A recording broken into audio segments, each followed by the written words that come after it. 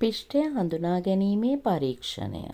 මේ සඳහා අපිට අවශ්‍ය වෙනවා විද්‍යාගාර තත්ත්ව යටතේ මේ පරීක්ෂණය සිදු කිරීමට බීකරයක්, බන්සන් දාහකයක්, කැකෑරුම් නලයක්, තෙපාවක්, කම්බි දැලක්, සුදු පාට ටයිල් එකක්, ඩ්‍රොපර් එකක්, අයඩින් ද්‍රාවණයක්, ඇල්කොහොල් ද්‍රාවණයක්.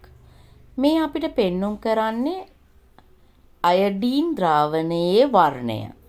කහ පාටට හුරු දුඹුරු පැහැයක්.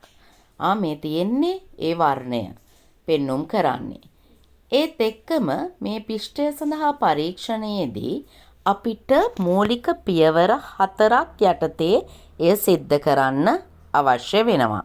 පළමු පියවර විදිහට අපි ශාක පත්‍රයක් ශාකයකින් කඩාගෙන ඒක අපි ජලය බඳුනක ගිල්වලා බන්සන් දාහකයක් ආධාරයෙන් තැම්බීමකට ලක් කරනවා. මේකෙන් අපි බලාපොරොත්තු වෙන්නේ මේ ශාක පත්‍රයේ තියෙන සෛල අජීවී බවට පත් කිරීම. මේ රූපසරහනේ පෙන්වන්නේ ඊට අදාළව අපි කොහොමද මේ පරීක්ෂණය සිද්ධ කරන්නේ කියන එක. ඊළඟට අපි මේ ගත්තු ශාක පත්‍රය ඊළඟ පියවර වශයෙන් එතනෝල් ද්‍රාවණයක් තුල අපි මේක නැවතත් රත් කිරීමකට ලක් කරනවා. මේක අපිට කෙලින්ම රත් කරන්න බෑ. මොකද එතනෝල් කියන්නේ අධික ලෙස වාෂ්පශීලී ද්‍රාවණයක්.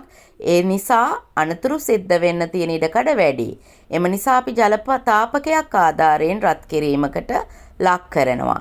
මේකෙන් අපි බලාපොරොත්තු වෙන්නේ අජීවී සෛල තුල තියෙන හරිත ලව තුල තිබෙන දේ ඉවතට ගැනීමක්.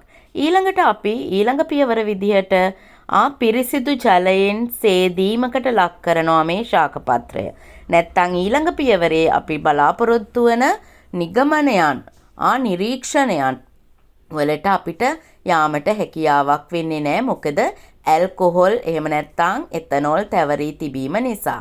අවසන් පියවර විදිහට අපි මේ ගත්තු ශාක පත්‍රයට අයඩීන් ද්‍රාවණයෙන් බිඳු කිහිපයක් එකතු කරලා ඒ තුලින් ලැබෙන නිරීක්ෂණය ලබා ගන්නවා. ඔබට පේනවා ඇති මේ රූපයේ තද දම් පැහැයට හුරු නිල් පැහැයක් දිස් වෙනවා. එහෙනම් මේ තුල මේ ශාක පත්‍රය තුල මේ වන විටත් පිෂ්ඨය තිබුණා නම් ඒකේ වර්ණ විපර්යාසය තද දම් පාටට හුරු නිල් පැහැයක් ලැබිලා තියෙනවා. ඒ මගින් අපිට අවසන් නිගමනයකට එළඹෙන්න පුළුවන් මේ ශාක පත්‍රයේ පිෂ්ඨය අඩංගු වී තිබූ බවට.